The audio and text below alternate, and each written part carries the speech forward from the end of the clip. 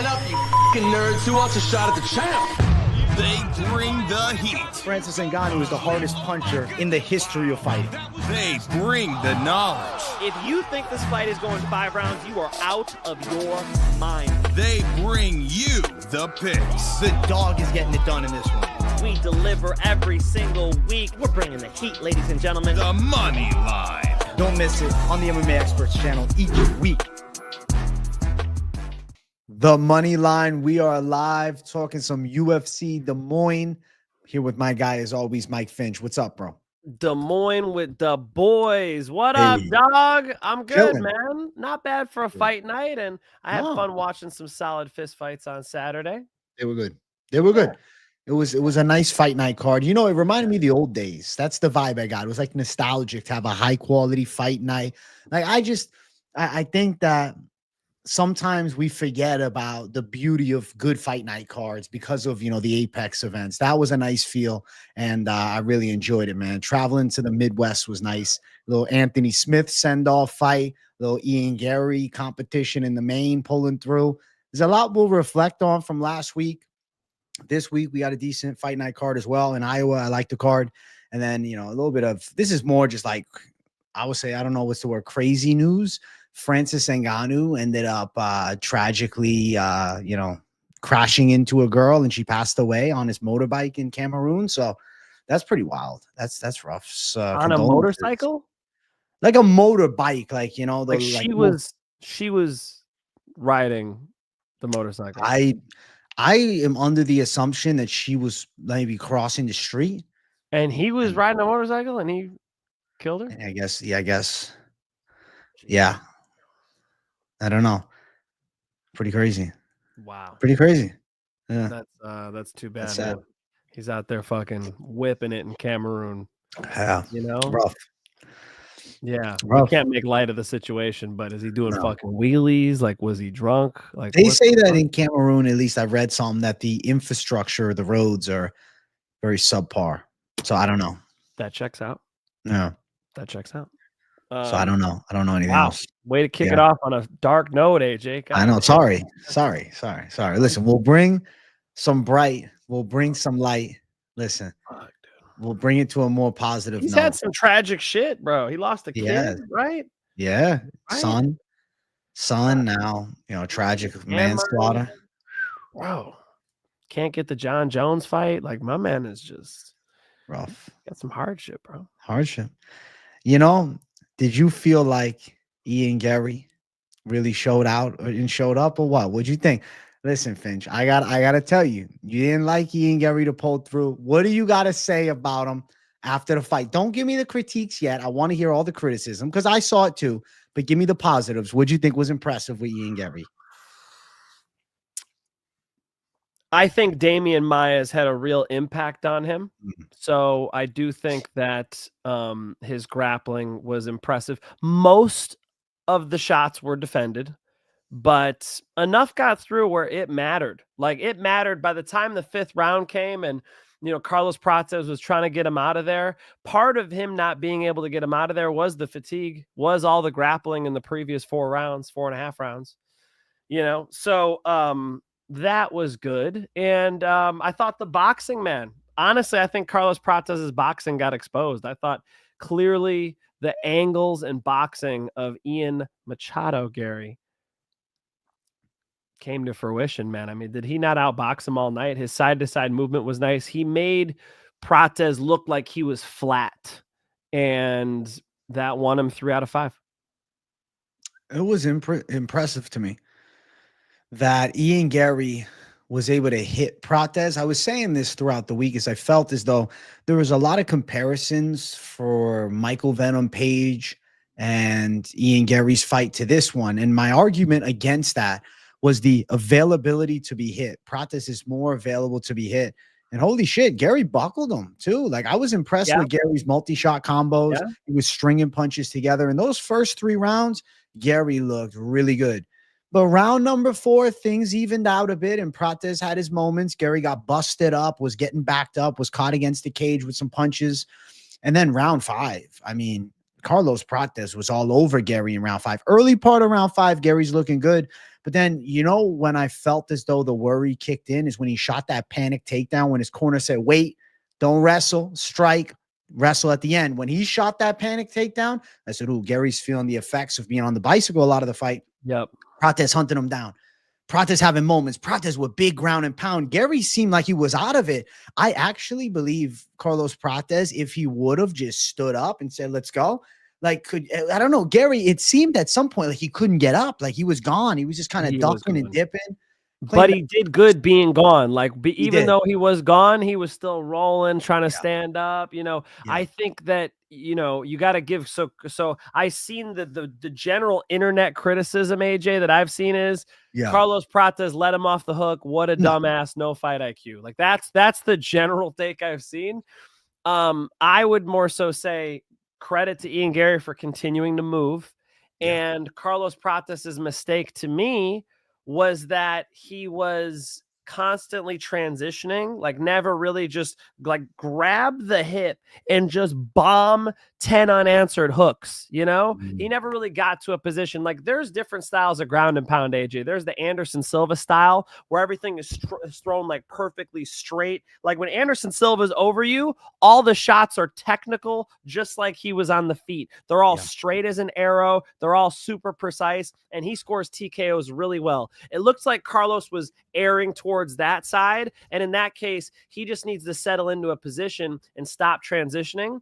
And then you go on the flip side, more Mike Finch ground and pound, which is grab a hip, right? Get in a position, throw one hook in, and just pummel the dude with some ugly ass punches nonstop. Carlos didn't quite execute either of those. And that sucks because I would have won a bunch of money. I mean, we went 3-2 in premium, 4-1 on most confident, but AJ, I lost all the money that the profit. Carlos blew it for me, man. But it's okay. It's okay. I actually was I was impressed by Ian Gary. So shout out to him. Yeah, he definitely is getting better at grappling. He's definitely settling into striking. He doesn't have power, but he was a better boxer than Prates. That was impressive. Yeah, his way of stringing punches together, like you said, the angles. I like his stand-up a lot. It's a fucking shark's at the top now. I mean, I was going to say it's a fucking shark's nest. I don't know what the term be. It's shark-infested water. It's shark-infested waters because you only got more well-versed guys. I mean, you got Buckley ahead of him, Sean Brady, Shavkat, obviously, who they already fought. There's some scary matchups, but Gary is amongst the elite. He's claiming he's going to go fly to Canada to try and be the backup for the card. He said that after he's the official backup. I don't know, a 5-round fight and then another one on 2 weeks' notice seems unrealistic, but respect to Gary for calling his shot. We also got a dono in chat. Cody Marmon, how does the fight at welterweight play out between Sean Brady, the next American champ, and Islam Makhachev? What does Ian Gary's #1 believer think? That's you. I know. That's interesting. Damn. I just feel like Islam is a better striker than Sean Brady. And seeing Sean Brady wrestle fuck Islam would be crazy. But then I think of the first Volkanovski fight, and I'm like, damn, Sean Brady's definitely stronger pound for pound than Volk, and he's bigger. My God. That's crazy. That fight, I have not once envisioned that matchup in my head. But I think Sean Brady's got a real chance in that matchup stylistically. But I do think the striking of Makhachev could pose a threat. And also, we have to consider something. Islam Makhachev moving up to 170 pounds is going to be a new animal. He's going to put on legitimate muscle mass from not having to be in such a calorie deficit throughout camp and a treacherous weight cut. So he's going to have more muscle on his frame. I'm sure he's going to be stronger. I'm sure he's going to hit harder. I feel like I would probably pick Makhachev, but Sean Brady definitely would have a fighting chance. What do you think, Finch? The next American champ. You're giving him some love, man. That's a good division.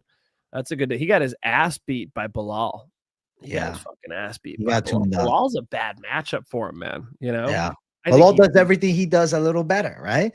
Maybe not submissions though. That's the one area. but Bilal's too hard to submit, and then the Right. cardio is just off the charts, man. Such a weapon. There was a video I saw about Khabib talking about how people underestimate Bilal's cardio. I'm like, Moneyline knows, all right? Mike Finch show folks know, because I've been saying that shit for years, okay? I used to mop up Bilal's sweat off the fucking mat in 2016, all right? I know how much cardio that guy puts in, and he uses it as a fucking weapon. So, y'all been knowing. How does he do against Islam Makhachev?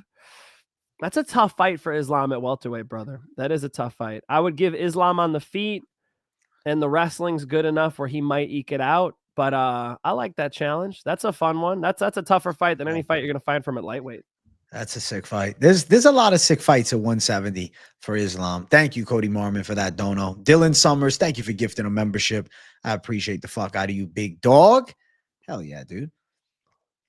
Ian Gary next. Finch, do you or your girl have an OnlyFans? Y'all are some legit models. That's crazy, bro. You're doing OnlyFans on the side. That's what he's asking for you. Crazy. I have a premium channel where I give out bets. You ain't gonna see my ass though. Hari, what the fuck? Hari, what the fuck? Listen, take the compliment, man. He's giving you a nice compliment. It's very nice of him. No, on behalf of Finch, thank you, man. It's very nice. I'm just fucking around. That's funny. He said it very kindly. It wasn't. He did. So, Gary versus the winner of Usman Buckley. Vulture clip said in the chat. I agree, though. I feel like Gary versus Buckley or Usman next makes sense. Yeah, I mean, they say he's going to be back up. Why? You don't want to fight that quick, dude. Stop. Ian. Who's that? Is that a confirm? Did Dana confirm it too, or we? No, it's just he's yelling it at the camera. Yeah. I was just watching that. I literally just watched him say that. You guys believe me? I was about to pull it. I know. He did. So he's been saying it, dude. Go ice your face, bro. Yeah. You almost got TKO'd in the fifth. Like, chill, man, chill. It was a great performance. I'm not trying to say that. It was 3 rounds to 2 on the scorecards. Yeah. Clearly an Ian Gary W. Rest up, fight again in 4 months. Chill. Dana confirmed it. Vulture clips, and I trust him. He's on point with the clips. Fair enough. He's the backup. Shout out to Vulture, bro. Yeah. All damn. Right. Okay. Damn, son. AJ has the coolest hair. Hey, thank you, Stormy Normie, my fucking guy, bro. The flow has gotten long, Finch. You remember the old days, the buzz cut AJ. Me and Finch had the same hairstyle for a minute, dude. We got AJ Jesus out here. This is different. I get that a lot, bro. It's crazy. Yeah? Like, not even just in chat, like in real life. Like, oh, you look like Jesus. I'm like, that's pretty cool. Shit. That's pretty cool. Paku, we appreciate the 5, big dog. Got my ass kicked on the weekend. I've been on fire lately, so we do the extra work and kill this weekend. Thank you for the show as always, guys. Let's go. Hey, shout out to you, big dog. Shout out to Paku. It's all right, man. We all have those weeks. Yeah, these last weeks haven't been my best. It was rough. For me, I fucking crushed it with most confident picks. I fucking listed off fucking 8 of them. 8-0 most confident picks. 8-0. Where did I fall, Finch? You know where I fell. We'll talk to Giga fight in a minute. Giga, right. Bro, the underdog. Oh, of course, Giga. Of course. Yeah, we'll talk about it in a sec. We'll get to it. Let's jump to the co-main. Let's just give Anthony Smith some props for a long, illustrious career. When they were showing the highlights, I was like, damn, like you can see Anthony Smith is not in his prime anymore. You can see that it's a different Smith. Prime Anthony Smith, when he fucked up Gustafsson, holy shit. That was different, bro. Now it was over, bro. It was over. It was the swan song. To be honest, man, I think the reason Anthony Smith is unable to compete at the same level he once did is his testosterone levels, I think, have plummeted from years of fighting. And if you see, like, a lot of the OG era guys, like, they were able to turn up late in their careers with that TRT era, the Dan Hendersons of the world, the Vitors. It's not like Anthony Smith is really old, right? For the light heavyweight division, 36 for some of these guys is just hitting their stride. I mean, Glover is becoming champ in his 40s. Jan Blachowicz still looking elite at 42. And so on and so forth. It's not like Anthony Smith on, the actual number is old, but he's been in so many wars, over 60 pro fights, 25 amateur, how many fucking, fights that aren't officially on any record somewhere. So I definitely feel like the wear and tear is the reason Smith looks like such a shell of himself. I think this is like, if you the definition you hear in boxing a lot, he looks like a shell of himself. That's exactly what I see with Anthony Smith. He's a shell of his former self. It's still Anthony Smith, but doesn't have the same reflexes, doesn't have the same durability or the same mentality. Yeah, I mean, he's quitting. He's shelling up and he's allowing these TKOs to happen. Like, my cousin messaged me. He's like, shots to the back of the head, ? I'm like, so what? I'm like, well, he's presenting the back of his head like, hopefully I catch a DQ, you know? I mean, like what, you know, he's like pulling guard, not pulling guard, but just like falling back into guard. So there's some lazy shit going on. You're right. He deserves it. I mean, he's fought his entire life. Most of it outside of the UFC, making no money, you know, and he's carved out a fucking commentary job for himself. Like, what is he in there banging it out with fucking Zhang for, you know? This kid is coming for blood. This kid's on the way up. So, and nasty elbows, solid striking. Zhang's a beast. So, absolute lock. I think I gave Zhang out in the free channel and in the premium channel in both parlays because this was, you know, the biggest, most confident pick of the night, and it delivers first round. Yeah, it was a destructive performance. You know, Anthony Smith, I was looking back in his record and I was like, man, I feel like he was out of his prime in 2021 after that fight against Magomed Ankalaev.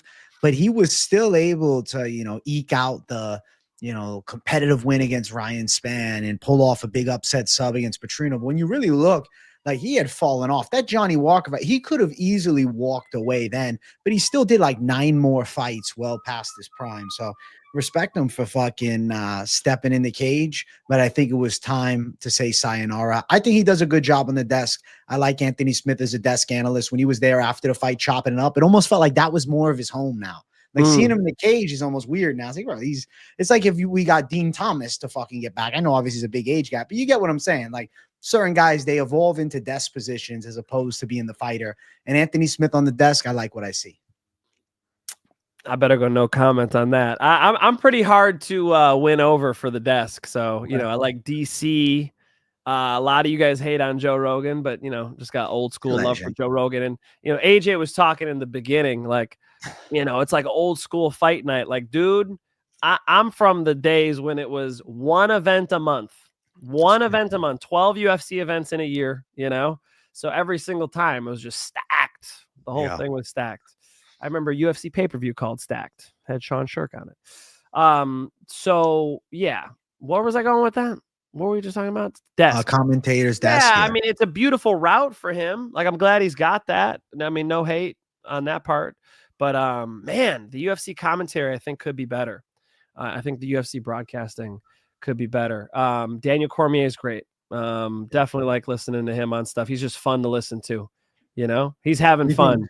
How good did Daniel Cormier do on the Gable Stevenson wrestling match? That was cool. Yeah, he's having fun. Yeah. You know, I like his actual enthusiasm. Just be Gable Stevenson. He's fun. DC, I enjoy on commentary every time. I feel like him and Joe Rogan obviously have a great vibe with one another. It's just like, you know, good energy between the two. I think that when you get to the more technical side of things, John Anik is crisp. I would say he's crisp on the microphone. Yeah, Paul Felder is very knowledgeable. He's you know, I think he's solid. You don't like Paulie on the mic? I think Paul. Bro, you're gonna make me do this. I really don't want to hate. Paul Felder's a sweetheart of a guy. You know, he's come over to the gym and taught a class, and just a great guy. I don't need to dunk on people right now.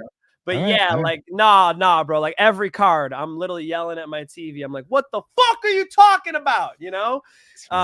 You know, there's a commentator who was like, he can go for the twister from here. Why would he do that? Why would he go for a twister? I can count on one hand how many twisters we have in UFC history. You have a single hook in, you're gonna go for a fucking twister? You must train at 10th Planets. You know, this ain't the fucking gym. Like, you know what I mean? Yeah. What the fuck are you talking about? Should go for a twister here. What the fuck are you talking about? No, you should go for a power half. You should put a second hook in and flatten them out. Don't go for a twister. And just, you know, the negativity, the general negativity.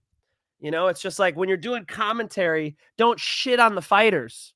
You know? When you're doing commentary, quit telling, hey, he's really that right hand was really. No, it's not about that. It's, you know, you're calling what you see in context. I'm trying to tell the story of the fight. I'm not here dunking on the fighters. So there's too much of that too. There's too much of that, you know? Like, I would have done it like this type mindset. Not quite said that way, but you know, it's easy from the fucking chair.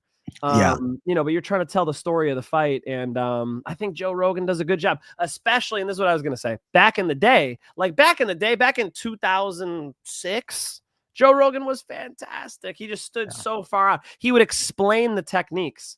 I just today got official confirmation. I will be commentating the return of the XFO in Illinois, just outside of Chicago, August 9th. Let's go. Congrats. That's Back sick. on the mic, motherfuckers. Listen, Let's Finch, go. this is the comeback. It's it's the way to get you in the UFC. We're gonna send the I don't know, the tape their way. We're gonna send it. That's it. 2027 UFC debut. Maybe PFL will call you up. I would definitely do commentary for PFL. Absolutely. PFL has stepped it up this year. Have you watched? The dream is UFC. The dream is UFC. But of course I would do commentary for other organizations. Yeah, I've been watching. I watched Jake Hadley's crazy fucking submission. Yeah. It looks good, bro. I gotta say, PFL, respect. I've said some negative things. I was big anti-season format tournaments, like the way they've been doing it. There's a bit of aura about them, and I've been liking PFL. To be honest, man, I'm more locked into PFL this season than the past two. I've been watching every one, so shout out PFL, man. Shout out. Hey, how do you guys know? You guys fucking Dan Lardy. Yeah, that's the promoter. Fuck yeah. These guys know things, man. The chat knows things. Dan told me to buy the plane ticket today. He's got me. Holy shit. I've been watching him for years. I think Finch would do better than Rogan. Jesus, that is very kind of you. You know what I try. And by the way, Yoda, dude, you're killing it. You're killing it. I mean, I just watched Revenge of the Sith yesterday in theaters. AJ. Okay. How was it? It was a nice throwback. Awesome. The writing, not the best. You know what's fantastic? Andor. Andor's out right now. That up. I'm excited for that. I'm gonna watch it. I'm gonna watch it. It looks blown, really good. First 3 episodes, blown away. The writing is fucking incredible. The storytelling, it's like 1984 George Orwell. It's like, you know, the totalitarian dictatorship versus the rebellion. It's awesome. Man, they did a really good job with Andor. The acting, you go on all day. You know, my wife loves the costumes. That's what she like minored in college.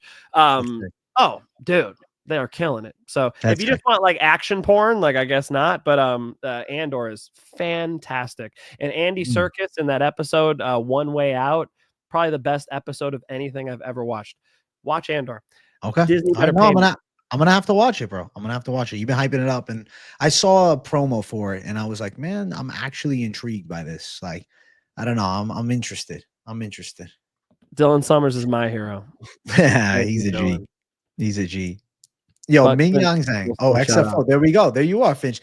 Listen, Finch, tell me this isn't a better look for you. What are we doing? Shave the head, grow the stash. You think? What do you guys think? Works for you, Finch. What do you guys think? Actually, you guys could just look at his.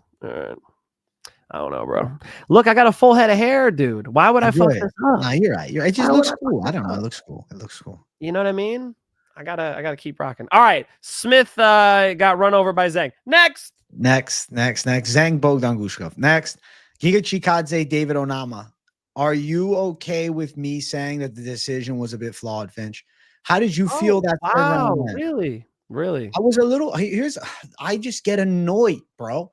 I get annoyed. I get irritated because you hear all this. Well, damage is our number one criteria now. And I get frustrated when control without any effective damage is scored for winning. I get it. If we dig back to like the old era we used to watch, yes, the takedown, the control wins fights.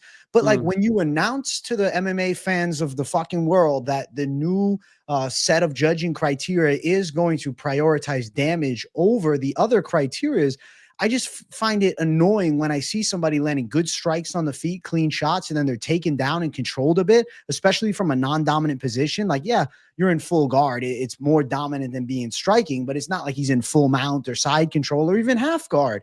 And Giga's still attacking from the bottom. Giga's defending shots. It's not like Onama really landed big ground and pound. What big shot did Onama land? From a little bit of ground and pound. There was a little bit. I agree. Yeah, Giga was hurting him on the feet. He was slamming kicks. He was out boxing him. You stung him up on the feet. I just don't get it. Yeah, I don't get it. But the thing is, the rule set, if the judging criteria is our old rule set, I'm not going to argue. But it's because of the announcement that, it's new, it's damaged now. I'm like, the fuck, man. I get frustrated. I get frustrated. It's not consistent. Yeah, man. I hear what you're saying. I guess I was just frustrated over watching Giga's performance. Like I watched Merab shoot takedown after takedown on him, and his takedown defense looked incredible. I'm literally watched it 10 feet away.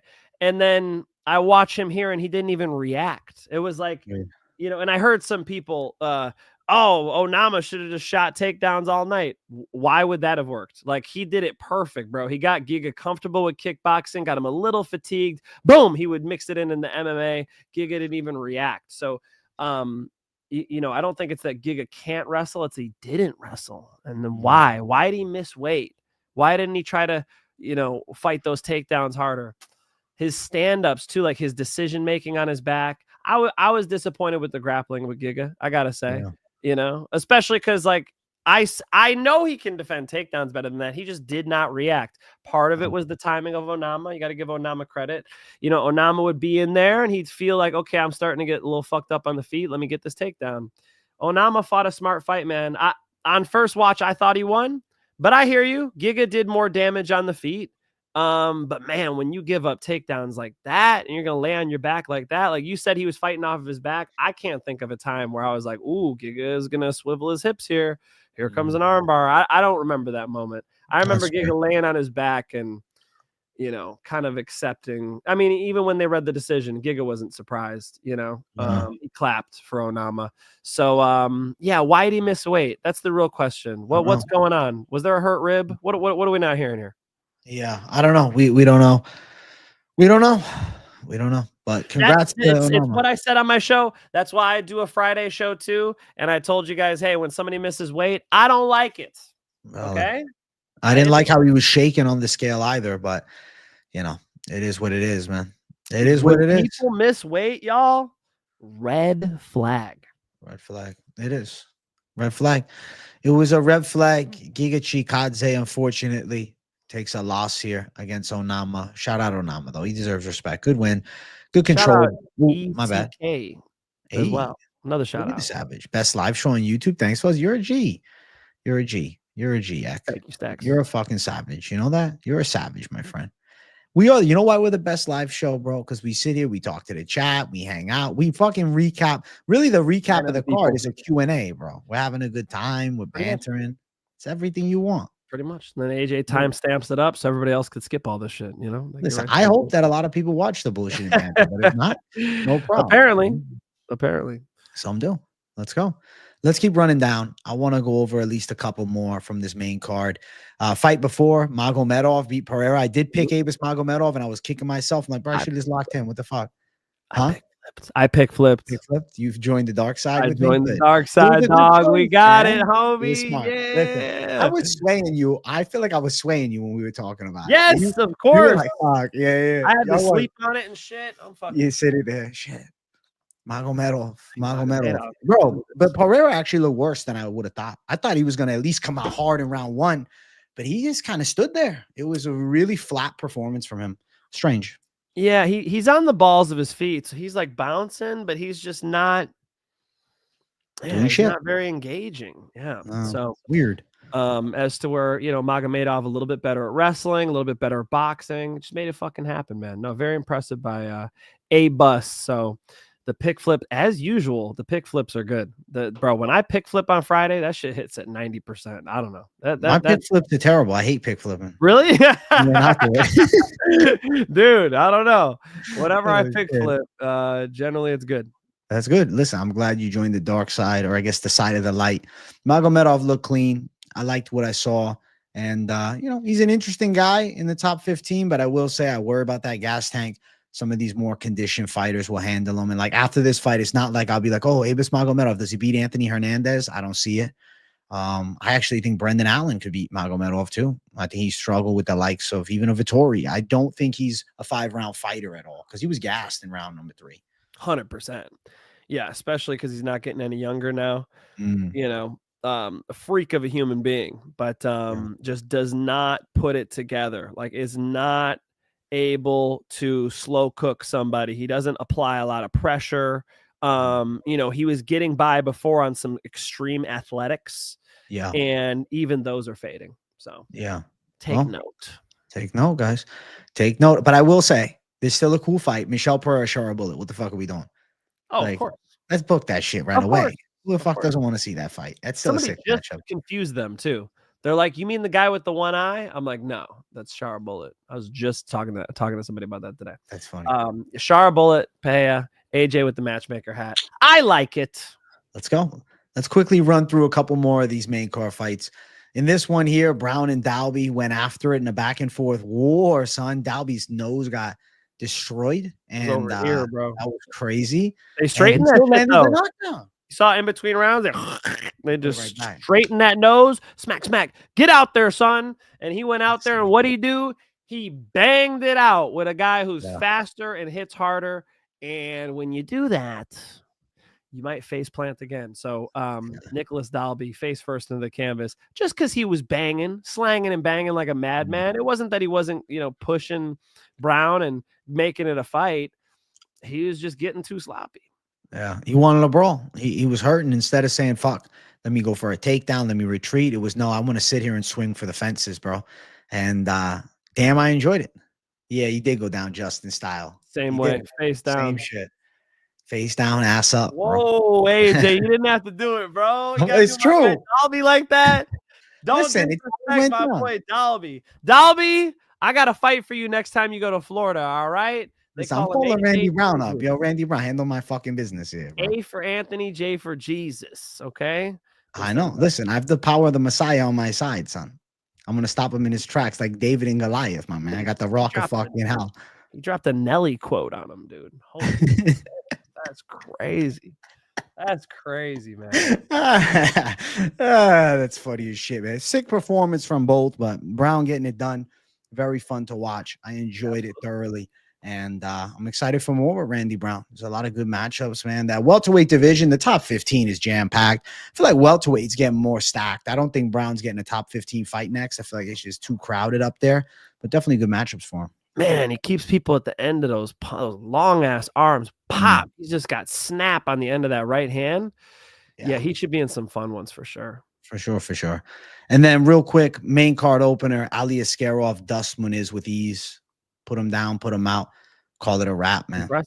Impressive. You want to talk any prelims that stood out to you? Or are you ready to jump to this card? Click them. You got them up? Is it that easy? Yeah, I got everything. All right, click through real quick.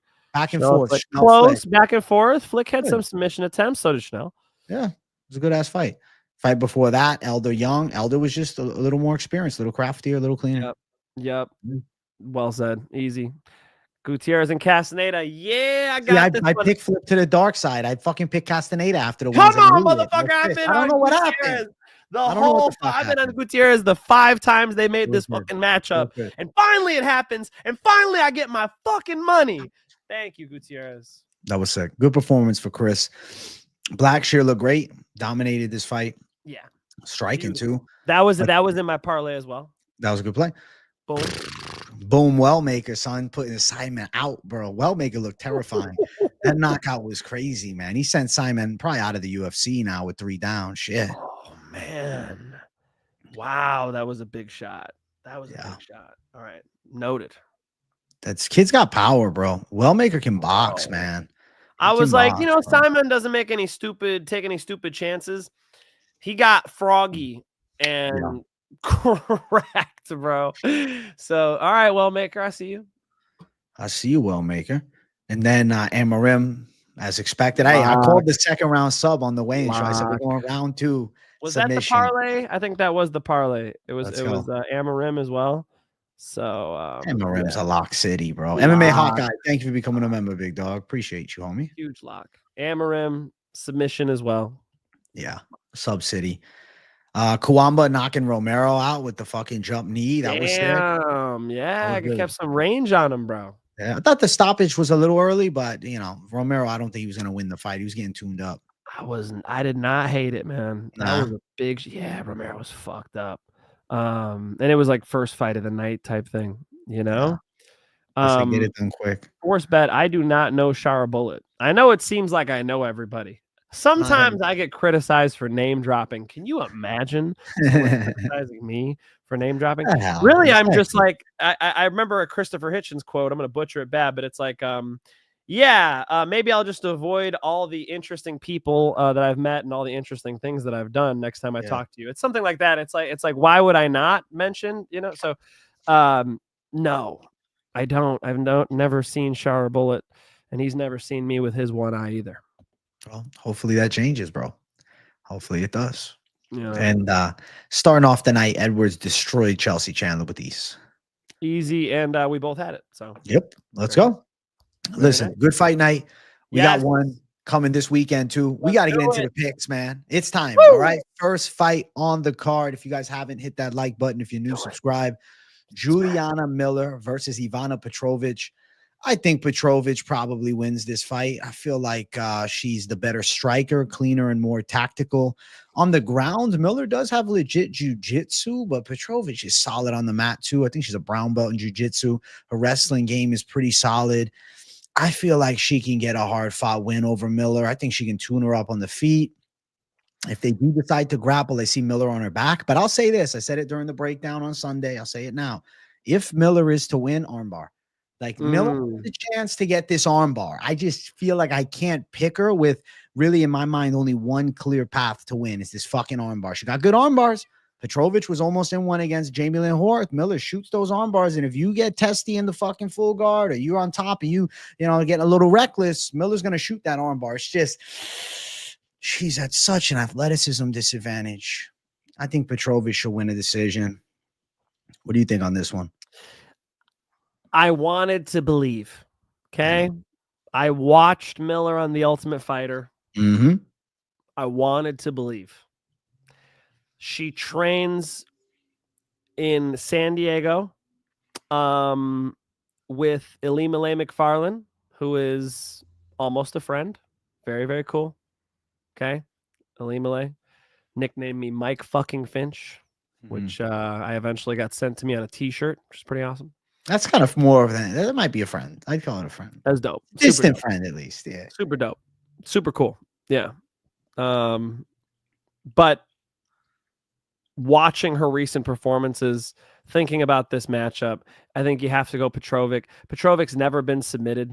And you're looking at Juliana Miller, who pretty much just has the jiu-jitsu fallback, and also has shown some mental lapses in fights as well. So yeah, at 3-3, we got to fade her, guys. Petrović. Have to. Yeah. I think Petrović probably going to lean towards that decision. She's a -230 favorite. Miller at +195. Petrović to get it done by a decision, I'll lean towards -125, but that's no fun. Listen, Miller by sub is +750. If she somehow gets a crazy ass armbar, that's the one way. +750 D-Gen, but at the end of it all, the likelihood of her locking up an armbar, I feel like Petrović is going to mind their P's and Q's. I think that Miller will shoot for an arm, but I think Petrović defends an arm, and I think she handles business, dude. I'm with you, bro. I think over is relatively likely, but do I want to bet it? No, I don't know. I just don't want to bet the over here. Yeah, I'm probably staying away from this one. What is the over wide? I'm sure. It's actually not that bad, bro. For a women's fight at -210, I mean, that's kind of good money. You know, are you confident that Miller's going to make it all 3 rounds? I guess knocked out. She could get knocked out. Yeah, my pick is decision, but you know, I wasn't like, ooh, I can't wait to bet on Miller versus Petrović. You know, come on. Yeah, same. No, I think we're on the right side of things, man. We should go Petrović, probably a decision win. Should be able to tune up Miller if they strike, and if they do grapple, I see Petrović in top position, and I'll favor her to defend the submission attempts from bottom. So Petrović W for the Finch man and I both to start the card off. Let's keep running. Next fight on the card, we got the big boys going after it. We got Dontel Mays versus Thomas Peter Griffin Petersen. And making a pick on this fight is like, what the hell? I'm really? Petersen, bro. I think Petersen's hands I knew you were. I think Peterson's wrestling's better. I think Petersen can outdog Mays. He seems to have more potential. Bro, I've watched how many Dontel Mays fight we fucking talked about now. And have I ever thought to myself, yo, Dontel looks better? No. He's good at beating the bottom of the barrel guys. But when the level of opposition goes to any bit of a prospect or any bit of a veteran with some decent skill, or maybe just not a 47-year-old Andrei Arlovski, he tends to look sluggish. He's a sluggish striker. That's the word I was looking for. Yes, I'm like slow. I'm like, I don't know what I say. Sluggish, man. Perfect. He's sluggish on the feet. He's just, his feet don't move fast. His arms are kind of throwing punches like with fat on him. He doesn't have that much power. Like, of course, he hits with some thud, but for as big as he is, you would think he would have that Derek Lewis touch. He doesn't. And I think Thomas Petersen can box. Deceptively good boxing, strong wrestler. And people say, oh, fuck, his chin's not good. I don't know. I think his chin's all right. He got caught by Gaziev with that perfect shot. Yeah. I think Petersen looks solid here, and I think he wins. I think he can outwork Mays. And Mays might be breaking mentally. I don't know. He's lost a couple fights in a row. Did you take a fucking turn or what? You started with, I don't know what to think. And then you just fucking made an advertisement for Petersen. That's what the fuck I'm talking about. Because I think Petersen hits these takedowns, bro. I think that's what matters here. I think it's pretty simple. It's can Petersen take Dontel Mays down? I'm going to check the yes box. And then, okay, so then what are we talking about? Petersen getting this thing done. Is it a TKO? Is it a submission? Is it a decision? You know, much harder to see, right? I just told you guys I watched Revenge of the Sith this week. What's Yoda's line? You know, he can't see into the future. You know, the dark side is shrouded in a cloud of mystery or whatever. I fucked that up bad. But you know what I don't think I'm fucking up? Petersen getting this thing done. Nice W due to his ability to take down the Jackson Wink heavyweight. I think so. I'll say this about Petersen. What I do like about his striking, he's a southpaw. I like the southpaw style. I don't know. It's a little tricky. It's a little awkward. And I think he can land some shots on Mays, but definitely the wrestling threat, bro. Like Dontel Mays, we've seen, he lost, some years ago, he lost to Hamdi Abdullah Wahab, who's a short, stocky wrestler. Yep. And I feel like Petersen, arguably more tested even than Hamdi. I know Hamdi won his last fight in a real close one, a nail biter, but still, you're like, I know Petersen looks like a peanut butter and jelly eating motherfucker, but he beat Mo Usman's big ass brother. I mean, he's beaten, he's beaten some guys who have some consequence when they hit you. I think he's going to get through it. I don't think the Shamil Gaziev KO is going to be the story for the rest of his life here. He's still young. I think he gets through it, Dontel Mays. I do. May's going to hit the lead shovel uppercut to the right hand, overhand. I mean, listen. I don't know about the shovel punch. Yeah. I mean, there's an availability for it, savage shit. But the issue is, to me, is in my mind, I don't think that Mays has the striking chops. Like, I don't know, man. I mean, I know he reaches for it, but it's just, for me, it's too many Dontel Mays fights that I've seen to feel like I can like pick him as a dog here against a guy that has some potential on the come up. I'll go with Finch. Me and him going Peter Griffin. We'll say Petersen nabs some takedowns, wins a competitive one. And Dontel Mays, I mean, listen, bro, he could be on his way out of the UFC if he loses this. So kind of back against the wall fight for him. Not young either, right? How old's Dontel Mays now? 33. Oh, he's not that old. Why does he look 38, bro? The fuck? I don't know. Yeah, Thomas Petersen, 30. Yeah. And has some decent hands. Don't let Shamil tell you otherwise. Let's go. Let's keep running, man. Actually, did I read the odds or not? I didn't read the odds. What am I doing? I'm so focused on talking fights. I'm forgetting odds. Petersen minus 250 for Petersen to plus 210 for Mays. Yeah, big favorite, Peter, man. I feel like that's why. That's interesting. That's love for Petersen. They seeing what we seeing. I guess so. Anything interesting on the props? Not really. Petersen decision plus 100. Submission for Petersen plus 700. This is a crazy take, but if you think about it, Petersen, he does have one win by sub. He subbed up Chandler Cole in the second round back on Contender. I think Petersen rear naked strangles live. Absolutely. That'd be interesting. Little Gable grip action. Boom. Did you see Ian Gary in the back? He's like, oh yeah, I clasped my hands like this. And it's like, and he's like, and so I tried to pull. And then Gilbert Burns is like, bro, move your elbow back. Like literally was telling him in the back. Now that could have been an old clip. Who sent me that? That could have been an old clip. But I could see that Gable grip rear naked strangle for Petersen. Boom. Dontel Mays on his fucking hands for some reason, right? That would be sick. A little neck crank. Yeah. I can see like a neck crank. Yeah. Right on the face and he just fucking taps. That'd be sick. Old school. This fight's going to remind you of 2007 heavyweight MMA. My show. So you guys could listen to my show right after weigh-ins is where I'll give the picks after weigh-ins. Okay. You guys could check that out. Winda. Thank you for listening, Winda. Winda, which girl are you? Are you the one on the left, the middle, or the right? You gotta let us know. Let us know. All right, let's keep running. We're going Petersen. Next fight on the card. Doubling up on Petersen. Gaston Bolaños versus Quang Lee. I'm picking Quang Lee in this one, Mike Finch. Bolaños gives up takedowns. He gives up positions on the ground. Yes, his striking is nice, but Quang Lee can kickbox too. Quang Lee got a nice left hook. Listen, his back's against the wall. He's lost 2 straight fights. But for Bolaños, he got that competitive win against Cortavius Romeois, where he was in bad spots on the ground a lot. And I look at Quang Lee's debut. I mean, bro, he did better with Gutierrez than Castaneda did, essentially. More consistent with takedowns, some top control. I think that Quang Lee can win here. I think he can neutralize the striking threat of Bolaños if they hit the mat. I do think Quang Lee could even find some success with his hands. I don't think he's completely outgunned in the boxing range from, the kickboxing range with the body kicks that Bolaños throws. He's got more speed with his kicks for sure. But I think Lee's okay in boxing range, and definitely I see an advantage on the mat. I feel like Quang Lee can win as an underdog here, bro. I'm going to pick Quang Lee. Bro, I'm so happy that you're picking Lee. I'm so happy because a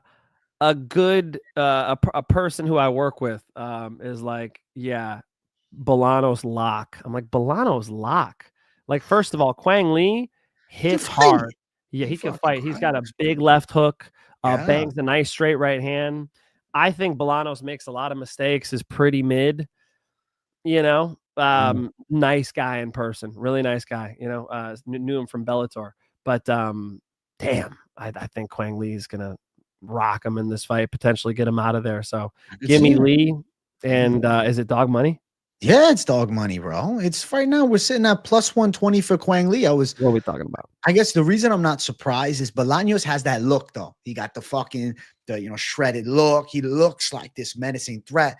Quang Lee, not saying he's not in shape, but he doesn't have that same aura, right? Bolaños, people don't realize he looks kind of like Topuria a bit. So it's like they're feeling some vibe, like, yo, that guy's got aura. Whereas when I see him, getting his back taken with Cortavius and Cortavius Romeois is one of those guys that really is submission over position, which I think is just a horrible strategy in MMA fights at a high level. And I think like Quang Lee, okay, he gets on top and he just parks his car and from half guards, just throwing little elbows, peppering shots, and Bolaños tries to escape and then he passes, and then maybe Bolaños rolls over and we're in, a position on the backside and then Lee takes his back. Bolaños scrambles back to half guard. Like I can see Lee riding this out if it ends up being a grappling fight too. But like in the striking, he's in it, bro. For sure he's in it. Quang Lee just getting tuned up because Long Shao finished him. Long Shao's a fucking strong motherfucker that's good everywhere with a shitload of MMA fights, dude. Yep. Yeah, I think Lee's a good pick. Seeing the same thing you do. Yeah. Cortavius Romeois versus Gaston Bolaños was a fucking drag it out, back and forth war. And then you saw Cortavius Romeois get exposed by a guy who I gave out on my bets channel, Chang Ho Lee, and he put him away in the second round. So yeah, I don't think Bolaños is that good, folks. I don't think so. I'm going Lee. Let's go. Lee for the W for Finch and I both. He's an underdog at plus 120. I think he does have a pretty damn good chance of coming through in this matchup. Both on the dog. Let's go. Yeah, we're going dog savage mode, dude. Let's go. Let's go. I think we got a good chance, bro. I think so too. People think Cortavius would smash Lee. That's so delusional, bro. Lee gave Chris Gutierrez a hard fight. Like I don't know. I'm not under this. Even with Long Shao, it's like people act like you just got the only thing of the finish. They don't remember that there was competitive moments in that fight. Quang Lee was in that fight. I think Quang Lee looks good here, man. I think he can beat Bolaños. Cortavius needs to smash the Danaher Death System series on BJJ Fanatics. Okay, that's what he needs to smash, dude. He needs to go to the fucking gym and cram. Okay, that's what he needs to smash. He needs to smash the fucking jiu-jitsu encyclopedia. I agree. All right. Nah, dude. He gasses hard and Lee finishes him. Lee for the W for myself and the Finch, man. I'm glad to see we're on an underdog, bro. We're going savage mode. Let's keep running it, bro. Fuck yeah. Next fight on the card. Ladies going after it. We got Marina Rodriguez versus Jillian Robertson.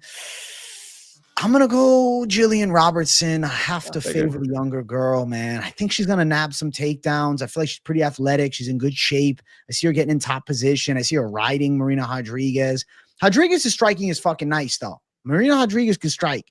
She can definitely, tune her up with teep kicks, elbows. Her stand-up game is dangerous, but man, I see Robertson taking her to the mat. I see Robertson not really sitting in the pocket trying to trade. If she's striking, it's striking with the intent to wrestle, not, trying to knock Marina out. And I just feel as though Robertson's wrestling game will end up being a deciding factor between the two of them. And I'm going to favor Robertson to win. You have to think about the grappling here. Marina Rodriguez, such a talented Muay Thai fighter, but that's about it. You could pretty much take her down if you're at all decent with the grappling. And Jillian Robertson we really saw her turn a corner in her career. She's been beating some decent girls. I think she gets this one here via takedowns, Miss Robertson. Yeah, Robertson to win. Wrestling should be the key to success. And we got to be honest, man. Marina Rodriguez, 38 years old. It's not like she's gotten killed in her past few fights, but every training camp that goes by, it's not getting easier after all the miles on her car. She got a shitload of UFC fights. She got no momentum right now. I have to favor a 3-fight winning streak for Robertson. She's minus 310, which is a really wide line, is the favorite. Probably Robertson decision that sits at plus 150. If you have, paid attention to Rodriguez's game, she is known for pretty good submission defense, just not great wrestling defense. And Robertson's a pretty good wrestler, man. It really is that simple, folks. It really is that simple, And Marina's takedown defense, especially now at 38, like what is she going to start showing good signs now? That would be surprising. I wouldn't bet on it. Jillian Robertson, as soon as she gets on top, should take this thing over. Let's go. Jillian Robertson for the W for myself and the Finch, man. Let's keep running up the card. Next fight on it, we got Azamat Bekoev versus Ryan Loder. Finch, you picked Ryan Loder against Valentin. You saw the vision beforehand, and I want you to break this thing down. I want to hear what you want to first. Let's hear it. Let's hear it. American wrestling, all right? You see that fucking chest hair? That's American chest hair. That's fashionable. You're about to see some fucking Division I American wrestling from Ryan Loder, and it ain't going to be enough. I think Bekoev is a better mixed martial arts fighter. Ryan Loder, very one-dimensional. I think he's going to have an issue here because he can't just wrestle at will. Against Valentin, AJ's boyfriend, he was able to really just... He's a fucking Viking, motherfucker. It's no gay shit. How? AJ liked his tattoos. Just some. He can't shit on me with the Wang comment. You can't tell me nothing like that. You can't tell me shit. Hey, I'm a married man. I don't know what he's talking about. I'm gonna go Bekoev because I think that he is a better mixed martial artist. Ryan Loder's so green in other areas. I think Bekoev's ground and pound is nasty. I think he's able to beat him pretty much everywhere, man. I think Ryan Loder's kind of fucked in this matchup. Give me Bekoev, probably TKO. I think Bekoev's striking is going to look cleaner. I think that with the wrestling option, I feel like Loder, if he gets put on his back, how's he going to look? Because Bekoev can definitely wrestle too, but let's say that both of their wrestling games cancel one another out. I think in a kickboxing match, Bekoev tunes Loder up. I think he might knock him out. To be honest with you, I think that it depends on the Loder chin, but definitely Bekoev W. Yeah, I think so, man. I think he's going to have a nice performance here. It's a lot of times you get two wrestlers in there and they don't really wrestle. That's to Loder's, detriment. I think he's fucked if that happens. He has to somehow just show that he's a better wrestler in this matchup. I wouldn't bet on it. I think Bekoev's coming out with a finish. I think so too. Bekoev, sniper-esque striking style too, which I like. His stand-up game is good from the outside, and on the inside, he's pretty tight. His guard's good. I'd say he's got solid defensive abilities. And Loder, the way that he strikes, I feel like it'd be like he's more looping shots, if anything. I don't see him working like tight, proper strikes down the center. I see more overhands and wide hooks, and I could actually see him definitely getting caught on the counter. Minus 380 though is a really wide tag for Bekoev. Loder at plus 315. Bekoev to get it done via KO is plus 200. I do think a knockout is live. I think ground and pound is live as well. Could end up going all rounds and Bekoev just handling Loder, but I don't know, man. Something tells me it's live for a finish, and I can see Loder getting finished off with some heavy shots. Too green, you know, too green still, too young in the game. You know, it was enough for the Ultimate Fighter, but Juliana Miller won the Ultimate Fighter. What does that really mean at this point? I think Bekoev pretty confidently.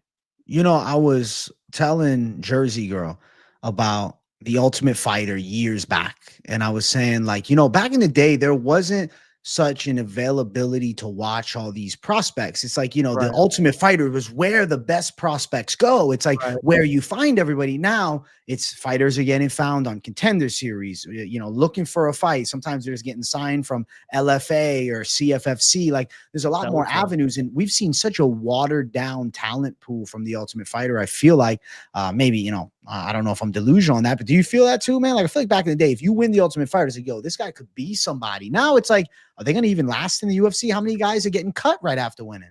AJ, the Ultimate Fighter is from a time when when being on TV mattered, you know? Nowadays, who is watching like cable television? I have not owned cable television in the majority of this decade. Like, I mean, you know, I'm not going to pay for cable television, you know? I'll pay YouTube for YouTube Premium. These bastards taking $20 from me every month or 18 or whatever.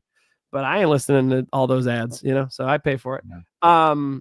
You know, and I'll pay for ESPN Plus and this and that.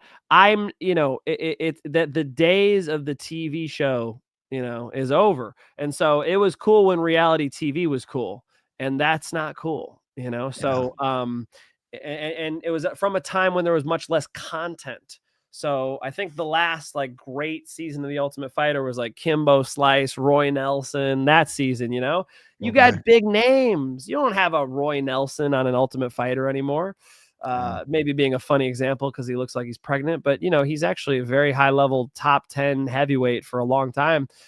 You don't get that now. So the show is a completely different thing. I notice anytime I watch something on ESPN Plus, it immediately brings me, like if you watch an individual fight, it'll immediately bring you over into the Ultimate Fighter. It's literally just constantly dumping you into the Ultimate Fighter. I think they could be trying to pad their numbers a little bit because I don't think it's that popular anymore, man. Are you gonna watch the season with DC and Chael Sonnen?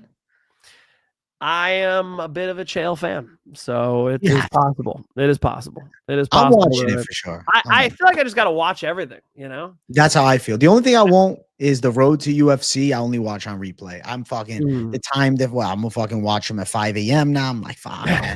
It's just, and the road to UFC, I just feel like sometimes has less talent. Like there's some guys there that aren't as good. So I tend to just watch road to UFC on replay. But Ultimate Fighter, Contender Series, must watch, I feel like. Yeah, I think so. Yeah, I just try to absorb all the content, you know. So yeah, why not? I can't say I won't watch it, you know. So fuck it. I'm in. All right, Chael. Entertain me. Bad guy. Get into a fight with DC. I can't let you get close. You know what? I'll say this. I think I have an idea here. The Ultimate Fighter could get a resurgence if once a year they're doing it and there's this $100,000 grand prize. Like I really think that could be bringing the Ultimate Fighter back. I don't know if they don't want to do it because then guys are like, no, I don't want to do Contender. I want that 100 grand from Tough. Let me do that show. Right. But I do think that if there was a grand prize for the Ultimate Fighter, like $100,000 out the gate, it's like now you go from part-time fighter, you know, with a full-time job to now you can just train full-time. I don't know. Maybe that's something to spice it up. But also I think they have the mentality. They don't want to risk dwindling down Contender Series product. Well, that's, yeah, I think this guy's got a, yeah, the Dana White's Contender Series killed Tough, like fair take, for sure. It did. I want to know. I can't let you get close. Fucking love that shit. I've watched that too many times. Too many times. Ultimate Fighter legendary moments. Go. Rampage ripping the door down, right? Yeah. Rampage and Rashad. Hey, Rashad, you think I'm a sucker? Come lick on me then. Man, there has just been some fun. I got a better one. Chris leaving first night in the house, pissing on Strange Brew's fucking bed sheets, and he didn't know, and he slept them. Chris Lieben, the best alcoholic. Oh, it was the best. Fantastic. Yeah. A couple of good fights in the house, man. Was it Junie Browning going? He was full psychotic inside? in the show. He went Oh, nuts. They destroyed the house. You remember that? I'm like, this was horrible. They're fucking breaking the railings and shit down. The crazy season. Oh my gosh, dude. Legendary. Fuck. Tony Ferguson put his head through a coffee table. I don't remember that. Is that right? I remember he was freaking out a couple of times on the show. Yeah. Well, Let me bang, bro. Of course. Let me bang. Julian Lane. Hey, bro. Let me bang, Damn. bro. Like, bro, you are an idiot. Listen, he had a good bare knuckle career afterwards, though. He did something. He became a star with that Let Me Bang. It's his nickname. It's Let Me Bang Lane. Like it worked out for him. Shit. Julian Lane is a fool. Remember when Mike Perry was doing commentary? He's like, "Hey, platinum pussy." Fucking came up to him. Mike Perry's like, "What the fuck?" Had to fight him right there in the moment. Amazing. Platinum pussy. That's a pretty good one, man. You know, that's pretty hard to keep doing commentary when somebody's calling you platinum pussy. That's crazy. For you, they can't let you get close as your number one, though. I can't let you get close. Yeah, that was sick, bro. Him and Vanderlei, the coaches fighting. In the fucking flip-flops. Vanderlei's on his back, fucking throwing elbows. Some of those Brazilians out there socking Chael on some bullshit. You are a piece of shit. If you're it's Chael Sonnen and Vanderlei, these two like celebrity fighters. Oh, I'm gonna get in there and punch Chael in the ear. Like, no, fuck you, bro. Let them handle this shit. Let them handle it. I know. That's Let wild. them handle it. Anyway. Fantastic. Classic time. Ultimate Fighter. You got me excited for the comeback. I'm excited for it. Let's go. Let's keep running. Next fight, we got Yana Santos versus Miesha Tate. Feature prelim. I'm going to go Miesha Tate. I don't know. I think she's going to nab some takedowns on Yana. It's tricky for me, though, because Yana Santos is a clean striker. It's just she does give up a lot of takedowns, man. And I feel like Miesha Tate is one of the better wrestlers Yana's faced in a long time. I see Tate kind of grinding out a win. The issue with Tate is she's 38 years old, but it's not like Yana Santos is a spring chicken. She's 35. She's had kids and shit. I don't know, man. Miesha Tate, takedown, control, top position, close decision. I would not bet it. I would not fucking bet it. What do you think? Miesha Tate's been out for a minute, man. These are two beautiful ladies, but they're not in their primes. They're not in their athletic primes. So it's an issue. Yana Santos maybe closer to a prime. Yana Santos better striker than Miesha Tate. Although Miesha Tate's not as bad at striking as some people seem to think. Like she could kickbox, Not horrible. She can still crack. Yeah, I agree. Yeah. I think, some people seem to think Yana Santos can kickbox and Miesha can't. I don't think so. Miesha Tate being a better grappler is real, but she hasn't fought in 2 years, bro. Yeah. As far as like betting on this fight, y'all must have forgot. This is betting on ladies fights off the shelf, rusty. Like, come on, man. There's no way. There's no way I'm betting on this fight. I feel like Miesha Tate can gut it out, but I also feel like I'm gonna eat those words. So do a brother a favor. Let me watch weigh-ins, and I'll tell you guys on Friday. We'll see. Hey, Matt Torres, thank you for $4.99. He says, just want to say I love y'all streams and videos. Been tuned in and haven't missed a UFC vid in over a year. My guy. P.S. Cody Garbrandt will be championing. That's the crazy. Everything else you said checks out with 2 thumbs up. That one, that's crazy, my man. Yo, that's wild, man. Yeah, Cody Garbrandt's never getting close to a title shot again, much less getting the belt. But thank you for the $5, Matt. Appreciate you giving us an opportunity to roast your unbased take. Thank you, buddy. Too based, I feel like. Crazy take. Crazy take. That's a wild take. There's another one here. Vulture's asking me, AJ, what do you think about the coaches not fighting 2 seasons in a row? Do you think it should go back? I like when the coaches fight one another, but it's got to be the right matchup. I always said, last year I was like, if they did Moicano, Paddy Pimblett, that would be sick. But now Paddy's kind of surpassed Moicano, I feel like, in level, taking out Michael Chandler. He's got like a more signature win, but I don't know. I don't know. It's got to be it's got to be a matchup that makes sense. It's got to be something fun. It is what it is. The coach is not fighting. The old days, the coaches didn't fight every time. Yeah, but it's fun and they do, It is. It's always a good time. It is. No, it is. It is. And then you'll do like a Conor Michael Chandler, one where Conor's just never going to fight again, Maybe not. So, yeah, they don't have to fight. What do you want to see? DC fight Chael? You really want to see DC fucking hobble out there and get on, just put the belly on Chael? I don't even want to see that fight. I'm good, man. Let them speak in the microphone, guys. Hey, those are two guys that are entertaining, Anytime I see Chael on the mic, I listen. He's going to be wrong. Chael's got some his picks.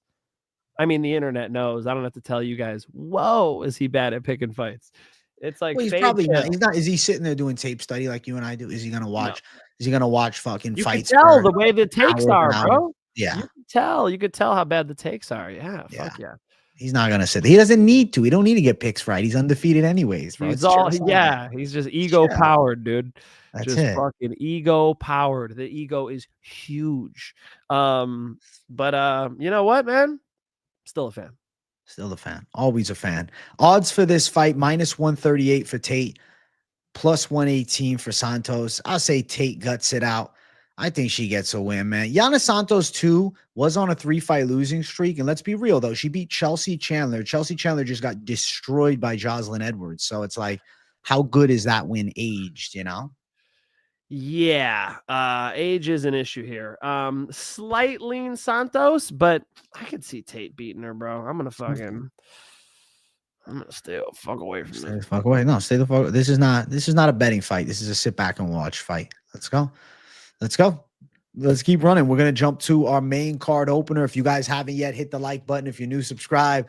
We got Jeremy Stephens making his MMA return after 3 PFL fights and a run in BKFC where he's won 3 straight versus Mason Jones, MMA prospect on a 4-fight win streak who was released from the UFC a few years ago. But looking back at his losses, not too shabby, even as a win over David Onama, most recent UFC fight, a loss to Ludovic Klein, is on a 4-fight win streak right now.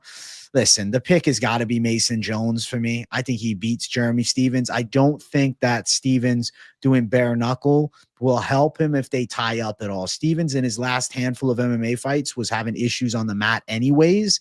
And it's not that Mason Jones likes to just wrestle fuck people, but I do think if they do engage in wrestling, Mason Jones will be the superior wrestler / grappler. Striking wise, I mean, bro, Jeremy Stephens can crack, but it is at 155.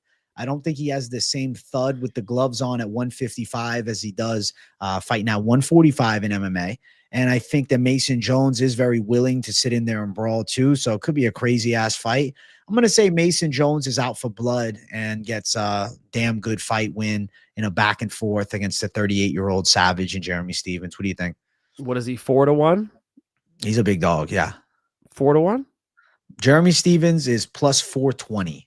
420 plus 420 just after the holiday. Correct. I'm going with the dog. I think Jeremy Stephens coaxes this guy into a fucking brawl and puts him out. Jeremy Stephens has a big right hand. He just beat Eddie fucking Alvarez in a sold out arena. I think he's going to be able to put a solid pace here. And he knows that Jones is going to be a little bit better at grappling, going to be able to win a decision. I think he knows he needs to create a brawl here. Jones is too likely to engage in that, and he's too hittable. Like, Jones likes to block.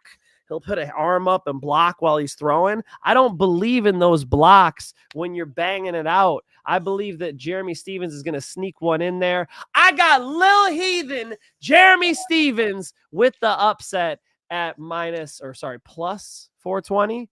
I'll take it. I did a rip for the 420 for you right there.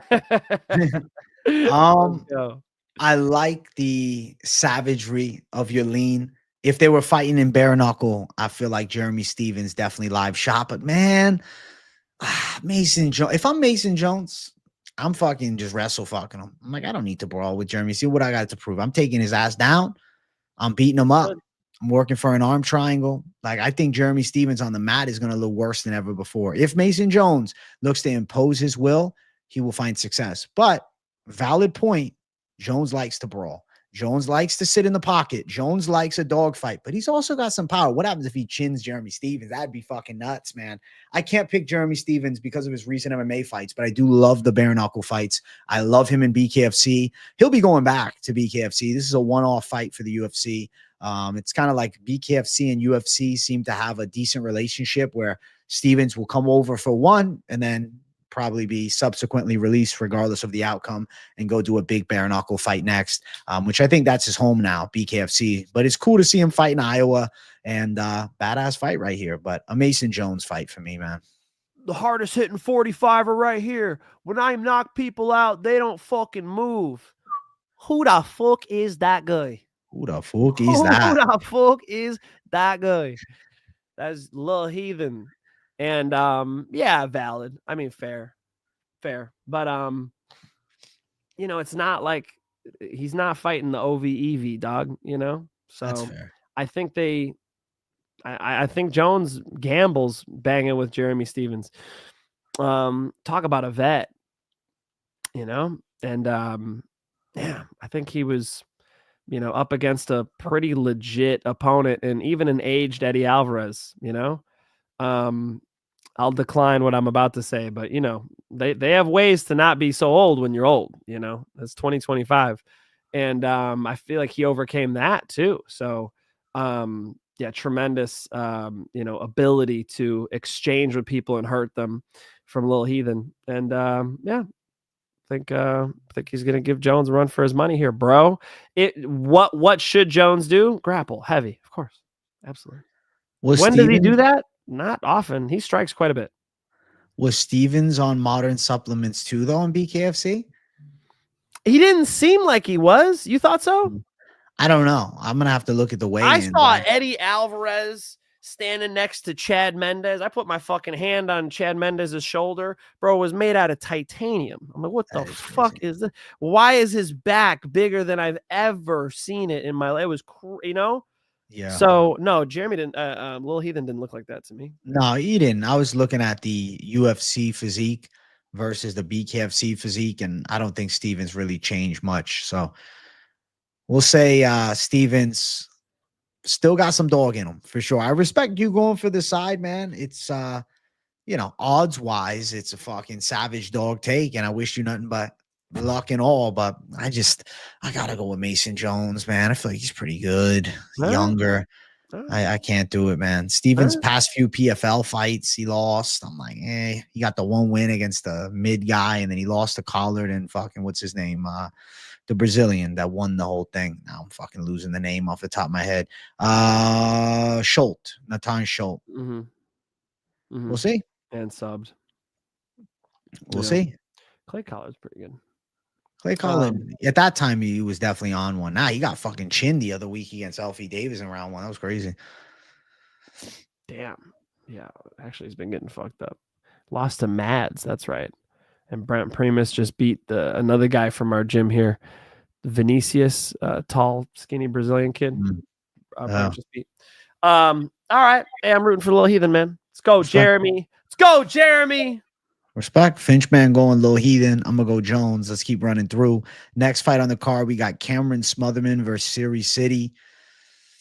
I think Sidey gets it done. Smotherman made a good debut against Jake Hadley, but I will say circumstances around that fight kind of make me think that Jake Hadley was overwhelmed by switching from fighting a grappler to a striker. Smotherman definitely can box. He's got good pressure. He's got nice punch combinations, pretty good hooks on the inside, and very aggressive. I like his explosiveness and his athleticism, but I will say Sidey is definitely better from the green zone, more long-range striking skills, teeps up the center, straight shots. When I look at Sidey's stance, even, I say it's a very technically proficient stance. And I don't know, with Sidey, I just get a feeling of great potential. He's had 2 UFC fights. I think that, you know, his debut, I feel as though it could have went towards him, but he lost a close decision. And then his last fight, I felt it could have went to Garrett Armfield, but then he ended up winning a close decision.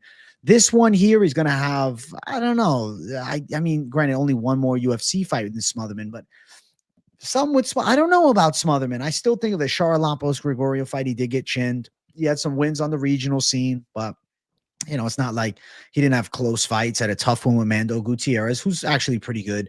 He had a tough one with Koos as well. And, you know, Koos is a tough customer from Goat Shed. But I feel like Sidey's tactical kickboxing could be too much. And I think he could eat a big shot from Smotherman and fire good shots back. I'm going to say that Serhiy.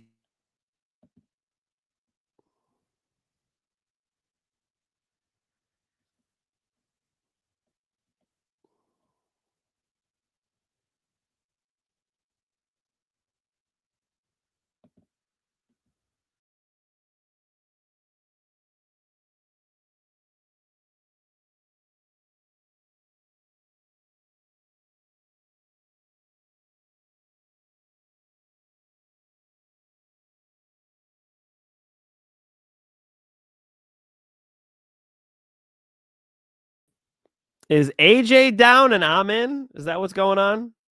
Yo, somebody tell me y'all can see me right now and I will carry this fucking show. Because I saw AJ freeze and I'm like, it must be on my end, right? No, AJ's down. Oh, what's up, guys? This is the motherfucking Mike Finch show, folks.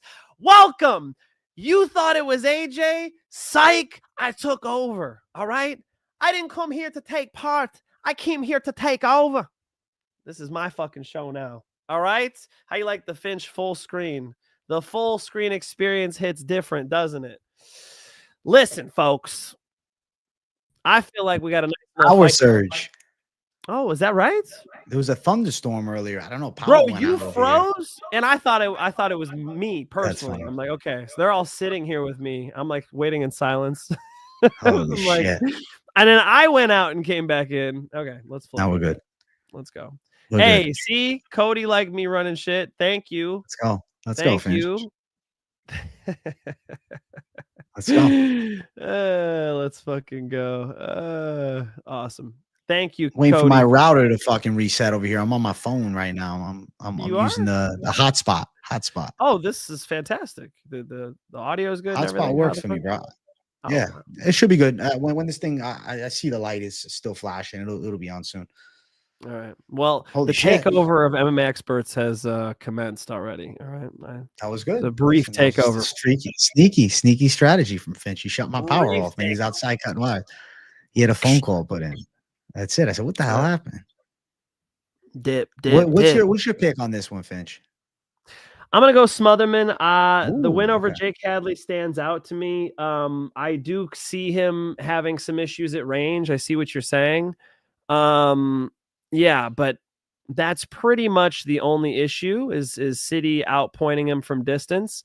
I think if they can grapple a little bit, that could be nice. And then also if they just exchange, if Sidey doesn't completely point fight the whole time, I could see Smotherman getting it.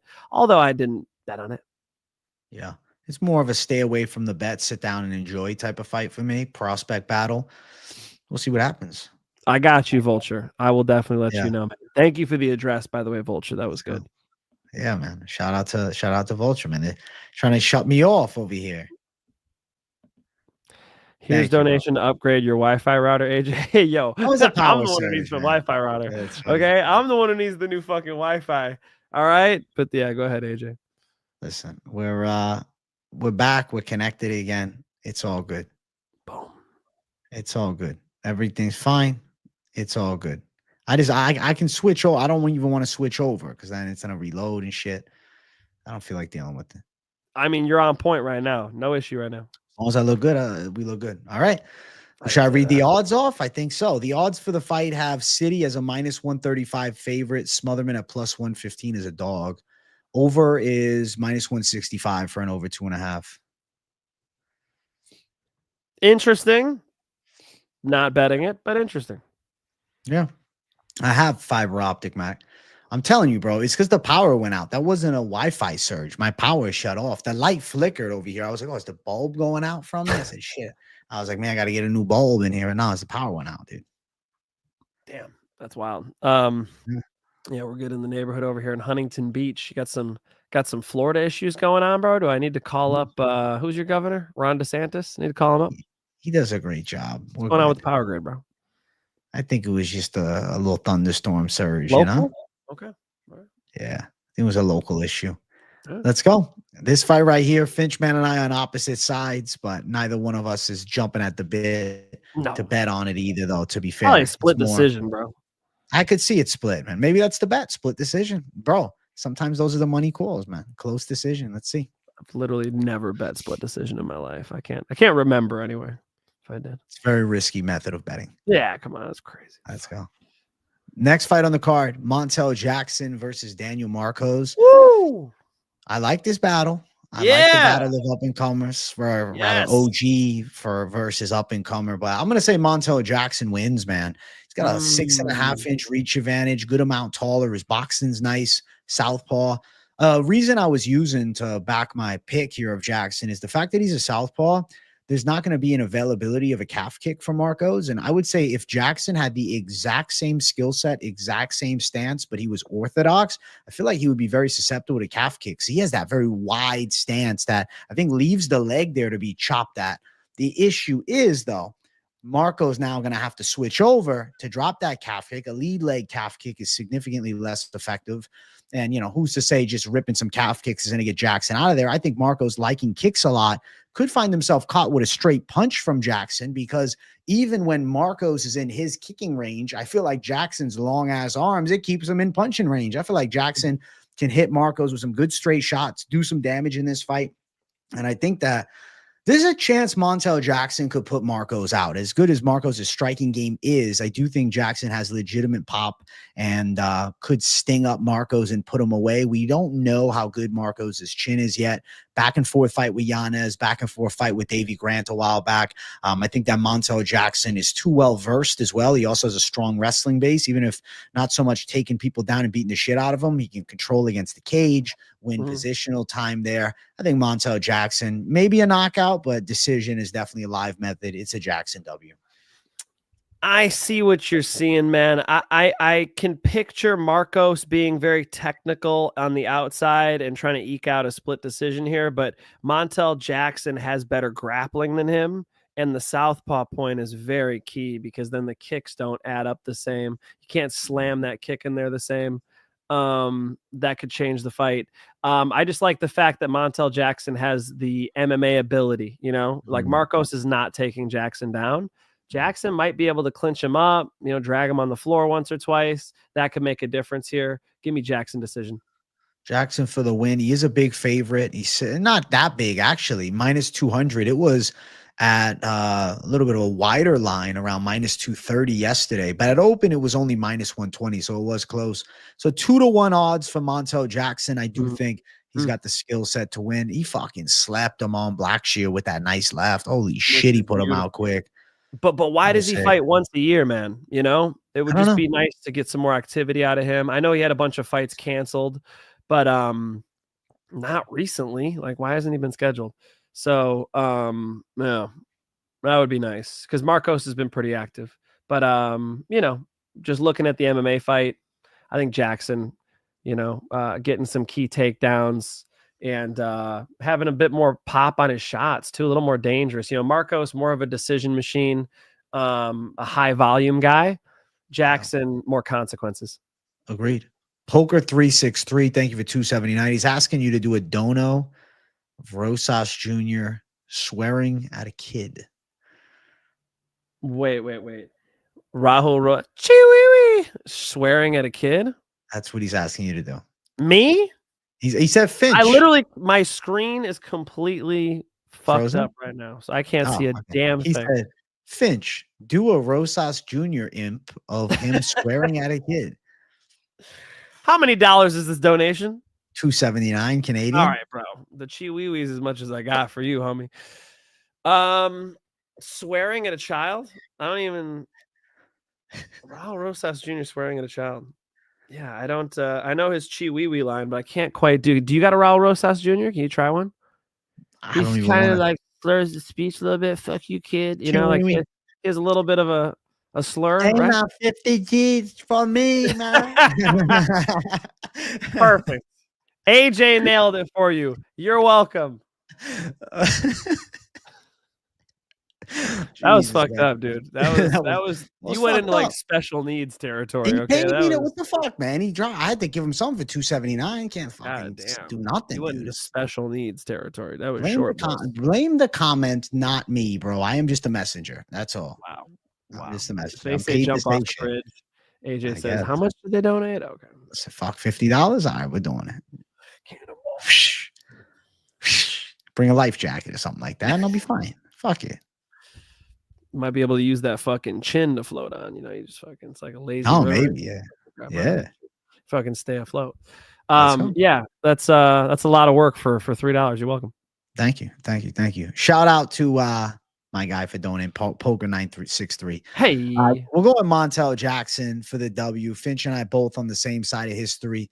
Let's keep running it up. We're going to get to our featured fight of the night. We got Santiago Ponzinibbio versus Daniel Rodriguez. This is the battle of the OGs, man. I'm going to go with D-Rod. I'm picking a lot of southpaws over here. I do think D-Rod's going to be a little sharper than Ponzi at this point. Ponzi's been in a lot of wars. I feel like D-Rod can win some exchanges, but my God, it's going to be close. I feel like it's a nail-biting back and forth. Both guys getting hit a lot. Both guys landing a lot. I say D-Rod, split decision. D-Rod, split decision. Lands a couple more shots. Ponzi maybe gets caught with some shots to the body, comes with his hook over the top. D-Rod cracks him on the inside.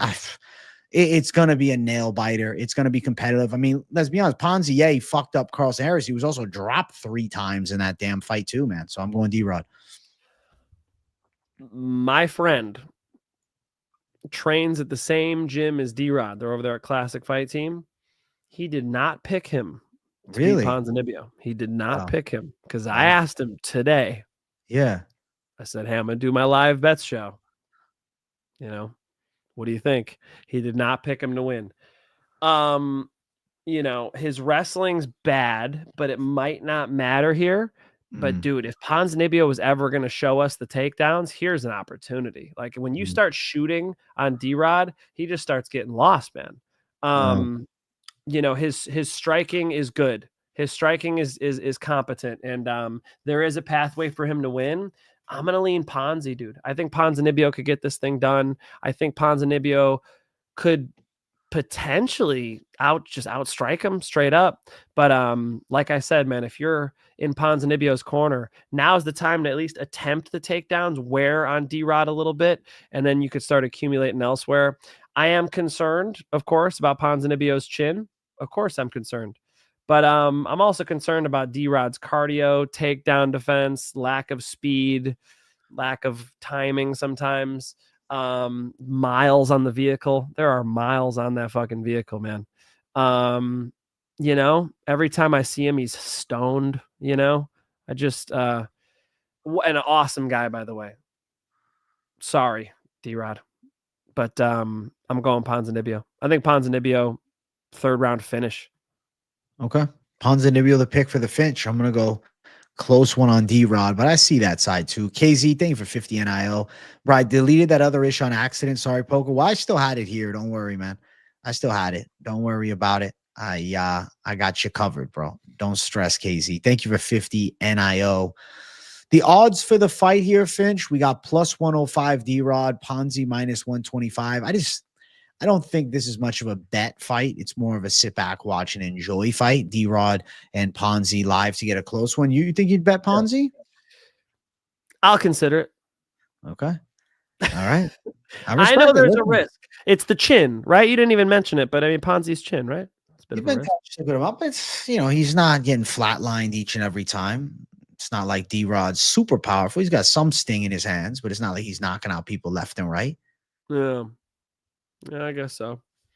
All right. Yeah, I'm going to consider betting on it. Okay. Respect. We're on opposite ends on this one. We're going to jump to the co-main event now. It's time to talk about it. Renier the Ritter versus Bo Nickal. Yo. Is it the end of the hype train? or does Bo Nickal keep on moving up? I think he beats Reinier de Ridder, man. I feel like this is the Paul Craig fight 2.0.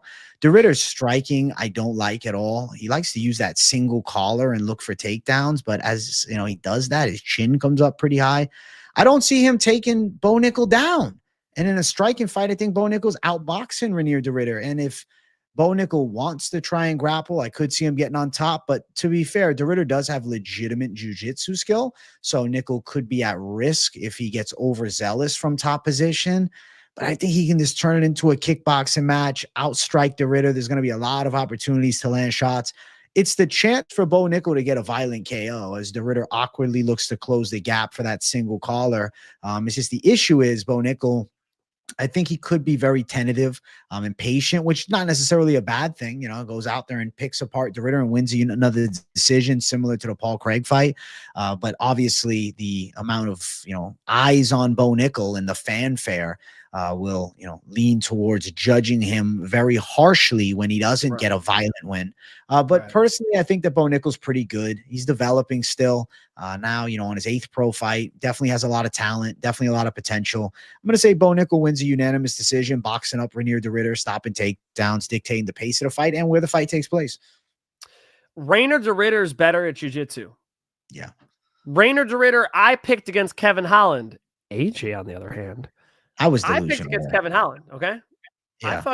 I believe in Reinier de Ridder. Okay. Mm. I don't think he's winning this fight. No. Bo Nickal just got a training camp in. Bo Nickal just got a performance in against a guy who has superior jiu-jitsu, and that's it, right? He just did this. And so I think if anything, we're going to see an improved version of Bo Nickal, maybe a little bit more dangerous, right? I'm sure there's a lot they could take away from that, fairly lackluster performance against Paul Craig. Paul Craig, who, by the way, has beaten Jamal Hill, Ankalaev, etc., right? Some solid fucking wins. I think Bo Nickal should be able to pitch a shutout here. Reinier de Ridder's takedowns are not good enough. Reinier de Ridder on the feet is just not good, period. And Bo Nickal's a little bit better, and that should be all he needs. I would be surprised if he got taken down. And even on the ground, it's not like he's like bad at jiu-jitsu. Fucking Bo Nickal's got nice jiu-jitsu too. So I think he'll do, fine. Bo Nickal, lock. Minus 312 for Bo Nickal. De Ridder plus 262. If you want to go Nickal on the scorecards, it's plus 225. If you believe in the KO, it's plus 215. Over 1.5 is minus 183. Personally, I just like Nickal in a parlay, man. Right. I think Nickal's got a good chance of winning this fight. I feel like he handles business here against Reinier de Ridder. I like the chances of the Bo show pulling through and getting a W, bro. Like, I feel like he really should win this fight. It's hard for me to see de Ridder. If de Ridder's going to knock him out, no. De Ridder's going to wrestle fuck him, no. De Ridder's going to throw up an awkward submission from bottom and catch Bo. I don't see it either, man. He's too athletic, Bo. Bo's not getting caught in something stupid like that. He's too athletic, man. He's too well versed. Listen, Bo has still got talent, and I think that he's developing at a good rate. Bo getting submitted would be shocking. I think much less shocking would be him getting like kneed in the face and KO'd. Much less shocking than him getting submitted in the UFC. He's grappled Gordon Ryan in kind of a good match. Like, it was pretty entertaining. Specialized rules. It's not the real deal. Gordon would just leg lock him easily. But, like MMA grappling wise, he's an ace. Yeah. Bo Nickal is A-level UFC grappling, So I think Reinier de Ridder's fucked. Yeah, I think so too. Should be dominance from Bo Nickal. I see him as a parlay piece, Mike. I think that he's gonna come through. I'd be shocked. I'd be shocked if Reinier de Ridder goes out there and beats the Bo show. So Bo Nickal, W. Finchman and I both.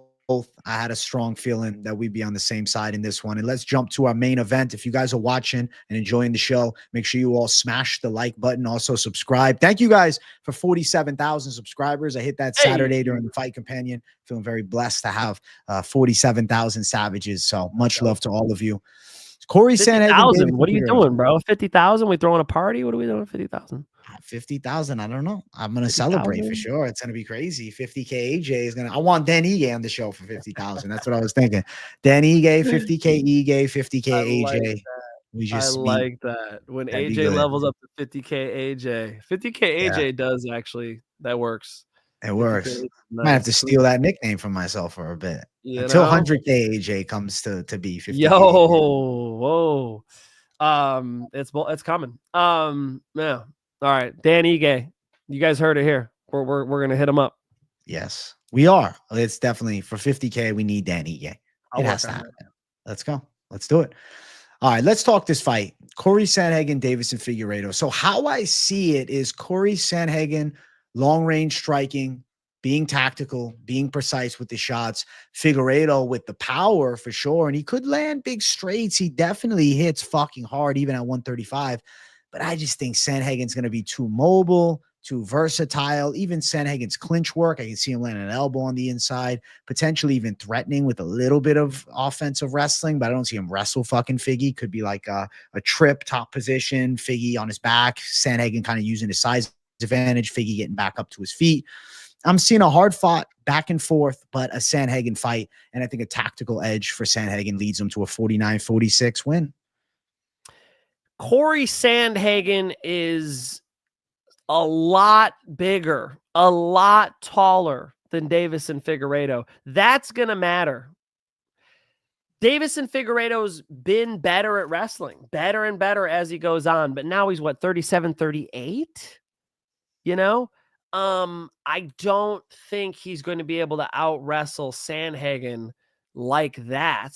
And so then what does he do? He's stuck at range with Sandhagen, where he does slam some nice calf kicks in there, and he's got some game from that karate stance, but he's up against a guy who's used to striking at range, who's pretty dynamic with it, got the jump knee, got some weapons, and is half a foot taller. I see this as a mismatch. I see this as Sandhagen as you know, the only guy who's truly full size for the weight class, and Figgy is, you know, a guy who moved up, man. So give me real weight class guy. Okay. I'm going Sandhagen. I think he could run away with it, kind of shut the thing out. Figgy also aging, not a good sign. Sandhagen hasn't been back since he lost to Umar Nurmagomedov, but you know, in that fight, he got out wrestled a bit. I don't see that problem happening here. Sandhagen, shutout decision. I think so as well. Lighter weight class skill. You know, when it comes to flyweight to bantamweight, no. Bantamweight is a highly skilled class. This is normally an argument made from, like, you know, welterweight to middleweight, or even potentially lightweight to welterweight, and so on and so forth. But at the, you know, 155 and below mark, these are the most skilled athletes in MMA, period. So personally, I think that Sandhagen is very skillful and has a size advantage too. Yeah, no, well said, because, you know, the skill level, you know, as you get up to heavyweight drops off pretty drastically. But, you know, as you move towards lightweight, I think those lightweights are incredibly skilled. The featherweights are incredibly skilled. The bantamweights are incredibly skilled. So it's well put by AJ that that gap isn't crazy. Now, one thing you do have is speed. I mean, speed matters. You know, you'll notice that the fights happen faster as you go down in weight. But, you know, all things considered, I think that huge reach disadvantage is going to be the biggest issue. Figgy looks huge. I don't know if he makes weight. I feel like he's going to make weight at 130. If he misses weight at 135 after being a former flyweight, that's crazy. That's crazy. Yeah. Nah, man. I think he's going to be on weight, and I think he's going to try to wrestle, and I think he's going to get denied. I think so. Sandhagen should pull through. He's a big favorite, though, which is not a surprise. -475, which is an ugly line, right? For a main event, seeing -475, I'm always disappointed. I like my main events -250 at the widest, -300. Fucking -475 is damn wide. But I do think Sandhagen wins. I feel like he's a lock on this card. I don't think it's crazy to think that Sandhagen would have a chance for a finish, but Figueiredo is pretty durable. The one loss he had, that finish L, was that doctor stoppage against Moreno, which is, you know, kind of weird to think, though. But Sandhagen doctor stoppage, Song Yadong, maybe an elbow to the eye, shuts Figgy's eye, and he's gassed out, and doctor steps in. I don't know. This is a wild take, but I'm going to say Sandhagen pulls through for sure. Probably a decision, but he is dangerous. It's not like Sandhagen hasn't finished people before. Oh, Sandhagen TKO is live. Yeah, I think so as well. Mistake. And Figgy's had some cardio issues, you know, depending on the pace of this fight. We'll see. But yeah, you heard me. I think probably goes long. Shut up. Plus 435 is the knockout prop, but most likely it's a decision win for Sandhagen. It's minus 150. There's not much value on it. But either way, Finchman and I both, yes, Team Sandhagen as expected here. I don't think Figueiredo can run with, really one of the upper echelon bantamweights being 5'11" to Figgy's 5'5". And like there's an argument, oh, well, Figgy was in there in a decent fight with Petr Yan, but it's like, yo, Petr Yan's 5'4". Then there's well, Sandhagen lost to Yan. Yeah, but it was a close-ass nail biter. I feel like styles make the fights too. And I think Sandhagen's tactical game will overwhelm Figueiredo. And yeah, we're going Sandhagen for the double. Because Figueiredo also has thrived in the green zone striking. He likes to be in that karate stance, which you learned from Patricio Pitbull and Captain Eric Albarracin and Henry Cejudo. And he's applied that. I think it's a problem here. I don't think he could rely on that. I think he's going to have to kind of go back to old school Figgy. He's just kind of fucking God of War, red stripe in the fucking hair. Let's bang this shit out. That would give him a better shot at just catching, Sandhagen with some crazy shit and trying to guillotine him at club and sub, I think in that karate stance, he gets chewed up. I do. Yeah. I think so as well. We're going Sandhagen confident W pick for the main event for the both of us. We are going to cook up some magic with a little parlay action. So let's jump to it. It's the parlays. All the competition that try to compete, stand back, watch the bomb drop. Parlay time. Open up your wallets and let's bet on some fist fights. Yeah. Parlay time. Bo Nickal's gonna beat Rainer de Ritter on Saturday night. Yeah. Take it to the bank. First leg of the parlay. We're going with the wrestler. I'm talking about Bo Nickal. Bo Nickal's a pretty damn strong pick, Finch, man. I think there's a high probability of success with him. I think I'm just gonna go safety mode, and we're gonna go Sandhagen to pull through and just put those two together as like a true lock. Okay. I also don't want to give anything away for the savage dog calls or anything like that are coming. Right. So I feel like both of them winning is minus 157, and I think they both do. That's actually pretty bettable down the center, and two high confidence picks coming through is a high likelihood of success. I think so, man. I think so too. Yeah, I think Bo Nickal being better at striking, being able to defend takedowns, that just 1 + 1 = 2. And then Cory Sandhagen being 9 feet taller, still showing a high level of skill and proficiency against an aging Figgy who's moved up from flyweight, I think is going to have a lot of problems in the range that he likes to fight in. I think both of those guys, even if they're kind of boring decisions, I mean, you could see the fight playing out different ways. Each way I see it playing out, I see Bo Nickal and Cory Sandhagen getting their hand raised. So I like it. Let's go. Finchman and I got some savage calls. I'm excited as fuck for the fights, man. And we got a good card Saturday. I will be live 7 p.m. Eastern time for the Fight Companion. But Mike Finch has got a show to do pronto. The next 15 minutes, Mike Finch is doing his most confident picks. You can see what the Finchman is thinking as far as his real locks of the card. And I'm excited to see what he's cooking up. I think I have an idea from chopping it up with you, but I'm definitely excited for the legit calls, man. I'm about to drop my 5 most confident picks for UFC Fight Night, and I think we're eating. We went 4-1 last week. Fuck you, Carlos Prates. That's okay. That's all right. We're taking that chip on the shoulder. We're going to sweep 5-0 this week. I'll be over there in a few minutes. Shout out to Jonathan for the thumbnail. And you know what? I wanted to give one more shout out. AJ, a Moneyline enthusiast. All right.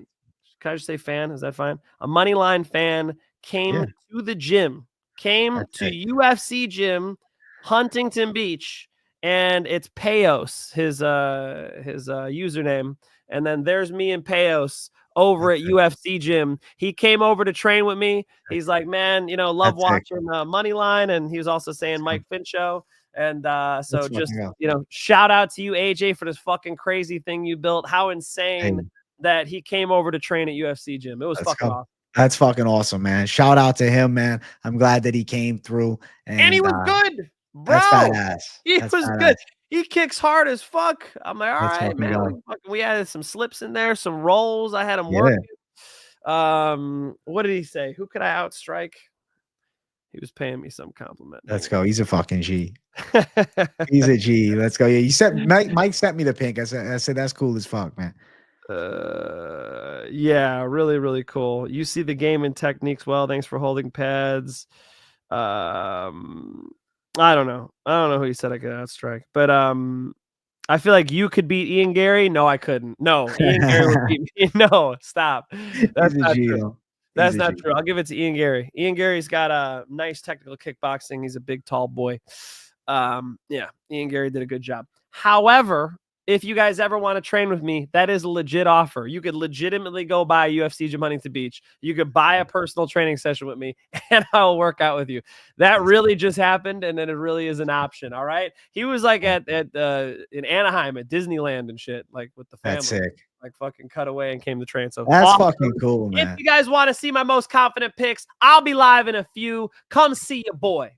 Check it out. They're linked up in the live chat to go watch the Finch. Monziman, thank you for 777. What's up, Goats? Breakdown. Great breakdown as always. Let's go. Shout out to you, Monziman. Thank you for 777. I appreciate you tuning in, supporting the boys. Finch man about to do his live, so definitely check him out. The link is right there in the live chat. Click on it. Go give Finch a sub. Go check him out. I'm excited for his show. Finch man, any final words to the folks before we sign out? My final words are I'll see you savages in a few. Let's go. Shout out to the people. Love you all. Hit the likes on your way out. If you're new, subscribe it up. Keep it locked in each and every week. Moneyline Mondays, bringing the thunder. Thanks for watching, guys. We'll see you all in the next one. I'll see you guys all in the afternoon for the lunchtime live. Go watch the Finch, man. Peace out.